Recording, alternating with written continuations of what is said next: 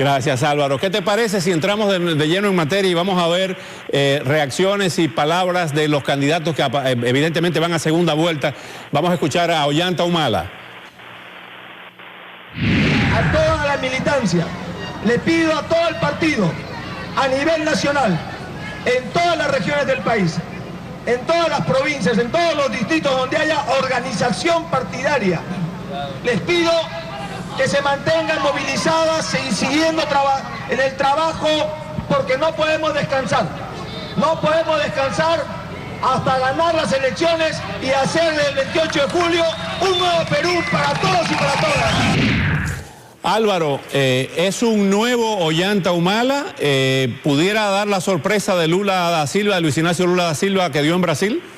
No lo sabemos, es una posibilidad, Oscar, pero lamentablemente hay también indicios en sentido contrario. Es decir, si tú comparas, por ejemplo, su plan de gobierno, el plan de gobierno que oficialmente le presentó al comienzo de esta campaña al ente electoral, y lo que está diciendo en sus manifestaciones más recientes, es la diferencia entre el día y la noche, ¿no? El plan de gobierno es un plan de gobierno en el clásico y puro estilo chavista, y en cambio estas manifestaciones son mucho más moderadas y van más en la vía, digamos, de Lula da Silva. Entonces, lo que hay es un signo de interrogación, una duda genuina, y dependerá sobre todo de él, en caso de ganar, el que él opte por una u otra fórmula, porque lamentablemente las instituciones son muy frágiles y no será fácil para esas instituciones resistir el vendaval en caso de que él quiera arrasar con ellas. Estamos en una situación en la que realmente dependemos mucho de su voluntad, lo que ya de por sí es algo que inspira temor, ¿no? Te voy a citar algo que ha dicho una persona que creo que conoces, es Premio Nobel de Literatura Mario Vargas Llosa, que ha dicho que el regreso de una victoria de Keiko Fujimori dice, significaría el paso de criminales y asesinos de la cárcel al gobierno, en clara alusión a Alberto Fujimori y a Vladimiro Montesinos. Claro, por supuesto, es decir, recuerda que la hija no es solo la hija, si fuera solo la hija sería muy injusto achacarle a ella las culpabilidades y responsabilidades del padre, pero la hija fue un personaje orgánico de ese régimen. Cuando a la madre de ella, esposa de Fujimori, la secuestra el propio Fujimori a través del jefe del servicio de inteligencia de entonces, Vladimiro Montesinos, en el propio Palacio de Gobierno, ella pasa a reemplazar a la madre, ¿no? Y pasa a jugar un rol fundamental en ese régimen.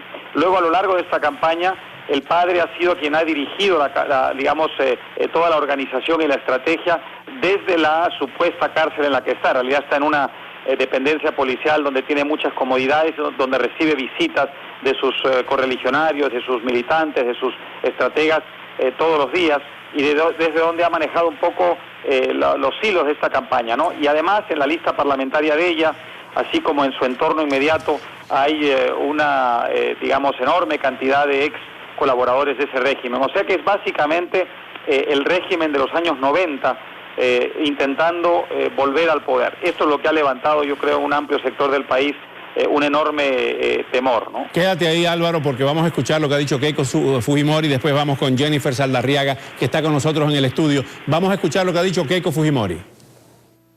Les puedo decir con tranquilidad, serenidad, pero también con firmeza y con alegría, que estamos ya en la segunda vuelta, queridos amigos.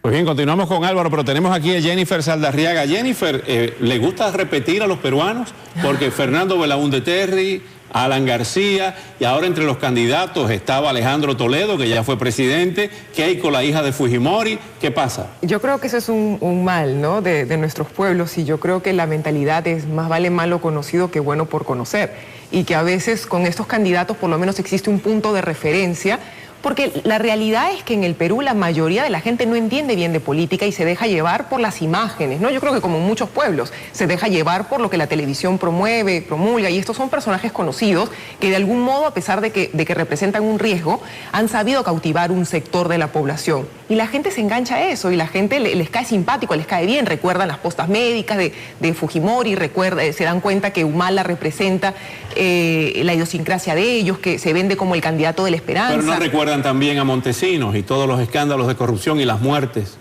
Yo creo que en ese sentido, lamentablemente, la memoria es muy frágil y que además optan por creer que es la hija de Fujimori, que sí, que obviamente ella le profesa amor a su padre y que lo más seguro es que indultará al padre, pero que ella va a ser un régimen totalmente distinto, un gobierno nuevo, de gente moderna, mirando hacia el futuro. Hacia el futuro. Álvaro, ¿te sorprende que Alejandro Toledo ha dejado entrever que pudiera apoyar en la segunda vuelta a Ollanta Humala? Digamos, ha sido bastante ambiguo todavía, pero yo creo que el grueso de sus votantes, en cualquier caso, haga lo que haga, emigrarán hacia Ollanta Humala. Por dos razones, Oscar. Una es de orden más bien sociológico. La composición del voto de Alejandro Toledo, a diferencia de la composición del voto de los otros, digamos, candidatos más democráticos que estaban en esta contienda, que es Pedro Pablo Kuczynski por un lado y el exalcalde Luis Castañeda por el otro, digamos, bastante ecléctica, pero tiene un componente popular importante. En ese sector, el trasvase de votos hacia el humanismo ya empezó a ocurrir en las postrimerías de la primera vuelta, que es una paradoja interesante. Hubiera cabido esperar que el voto de Toledo no emigrara en ningún caso hacia Humala, que en todo caso emigrara hacia las otras candidaturas, digamos, de centro-derecha. Sin embargo, lo que se dio es una emigración hacia la candidatura de Humala. Yo creo que ese trasvase de votos probablemente continuará en esta segunda vuelta. Y la otra razón es que en ese sector hay también una enorme resistencia contra el fujimorismo. Recuerda que el triunfo de Toledo en el año 2001 tiene su raíz en la gran movilización del año 2000 contra el régimen de Fujimori, cuando todavía estaba Fujimori en el poder. La marcha de los cuatro suyos. Claro, exactamente, la marcha de los cuatro suyos, que fue una marcha, digamos, de resistencia civil, cuyo origen también en realidad es un acto de fraude electoral del régimen de Fujimori contra Alejandro Toledo. De modo que en esa base, digamos, militante del partido, evidentemente una de las consideraciones fundamentales en el comportamiento de esta segunda vuelta va a ser el recuerdo de aquellas jornadas. O sea que yo creo que Alejandro Toledo, aún en el caso de que se abstenga de darle a Humala su respaldo explícito, verá emigrar buena parte de su votación hacia él en esta segunda vuelta. Vamos a ver un reportaje de esas posibilidades que hay en el Perú.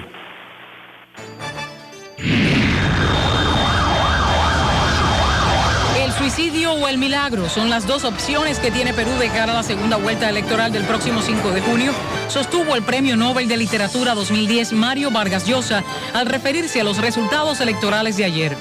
Vargas Llosa calificó al militar nacionalista Ollanta Humala, ganador de los comicios, como un nuevo Hugo Chávez de lenguaje abrasileñado. Una verdadera catástrofe para Perú, dijo.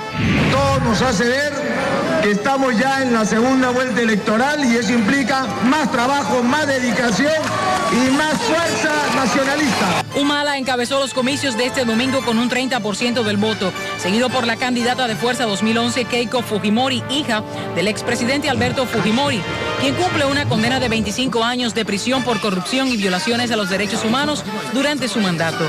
Fujimori obtuvo un 23% de los votos, desplazando a un tercer lugar al exministro de Economía Pedro Pablo Kuczynski, quien alcanzó un 19%.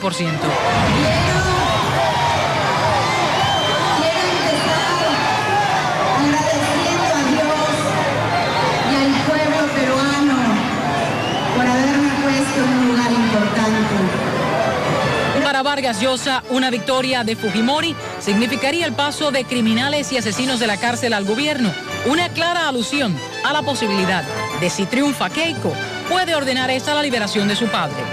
La sorpresa de la jornada la dio el expresidente Alejandro Toledo, quien se ubicó en un cuarto lugar con un 15% de los votos.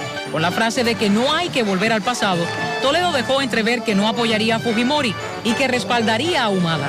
Una declaración que abrió las puertas a la controversia entre los partidos de derecha, que ahora se debaten en escoger entre la fórmula de estatización de la economía que propone Humala y una posible vuelta a los vicios de la época de Fujimori.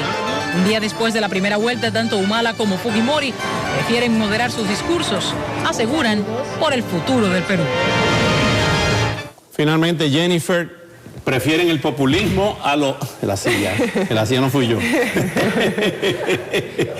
Prefieren el populismo a las personas capacitadas. ¿Tiene la capacidad para ser presidenta del Perú Keiko Fujimori? Esa es una excelente pregunta y yo creo que va a depender mucho de cómo ella se está vendiendo. La ven como una persona preparada, obviamente no tiene mucha experiencia. Ya las encuestas decían, que las encuestas han probado que han sido bastante acertadas, ¿no? Que si iban los dos a segunda ronda, que están yendo, iba a estar muy parejo, ¿no? Entonces, en este caso yo creo que va a depender mucho del apoyo que reciban de los otros candidatos que han tenido fuerza. Jennifer, te agradezco muchísimo. Álvaro, te agradezco muchísimo que estuvieras conmigo en una noche tan importante para mí, para los televidentes. Y estaremos en contacto porque este tema sigue. La segunda vuelta es el 5 de junio, ¿no? 5 de junio. Gracias. Gracias.